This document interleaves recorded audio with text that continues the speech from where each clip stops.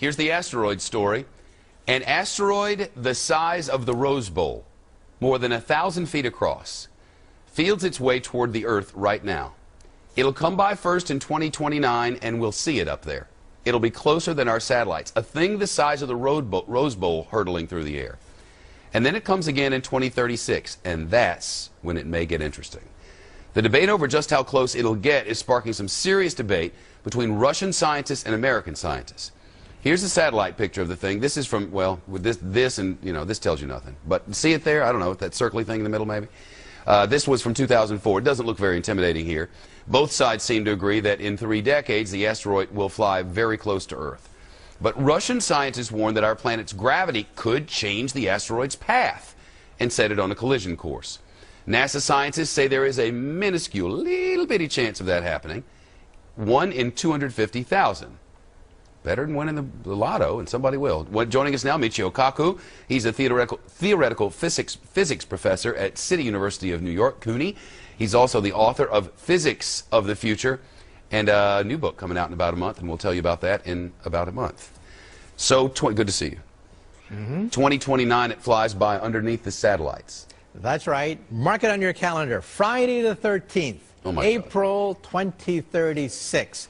Well, that's the second pass. On the second pass, right. The first pass, like you said, it comes right underneath our satellites. You can actually see it whizzing right overhead. Wow. And on the second pass, it might actually be a nation buster. It'll take out Germany. It'll take out France, England. Not England.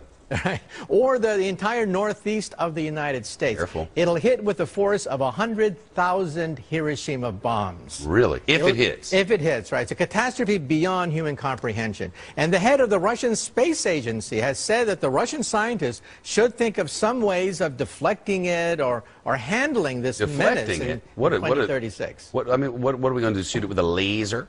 Well, everyone thinks we'll send Bruce Willis out there with the space shuttle. But the space shuttle can't even reach outer space. We're phasing it out, and the space shuttle only spins wheels around the planet Earth. It cannot even go to deep space.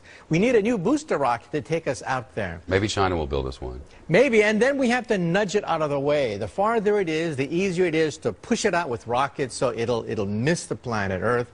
But it's something that we have to take seriously. This is the first major threat from a giant meteor or asteroid. Were it to hit us, do we know what it would do to our rotation around the sun and the spinning on the axis? Well, it will definitely affect the rotation of the Earth as it goes around the sun.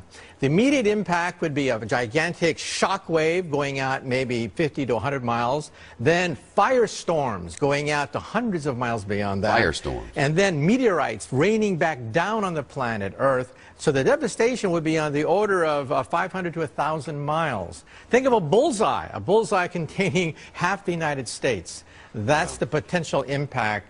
And again, it's a very tiny probability, but we're watching it very carefully. Because the thinking among some of these Russian scientists is that the first time it passes, the gravitational pull of the Earth could pull it closer, and then on the second pass in 2036, the wild card is also the atmospheric disturbances. It's going to come right to the outskirts of our own atmosphere. Friction is going to take place, and that's unpredictable. We simply don't know how it's going to react as it whizzes through the atmosphere of the Earth, and that could affect the second pass, and that's why we're keeping our fingers crossed in 2036. 2 sets of fingers crossed. But isn't the world ending in 2012? The Mayan calendar seems to indicate. Well, if you look at the Mayan calendar, it actually says that it's cyclical, and we could be witnessing a rebirth. We should be celebrating then. And personally, I hope to be around in 2013.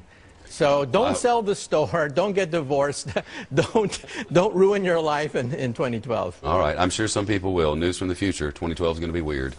It's great to see you. I'll see you in a month for that new book, right? Right, Physics of the Future, about the next 50 to 100 years. I can't wait. You interviewed 300 scientists.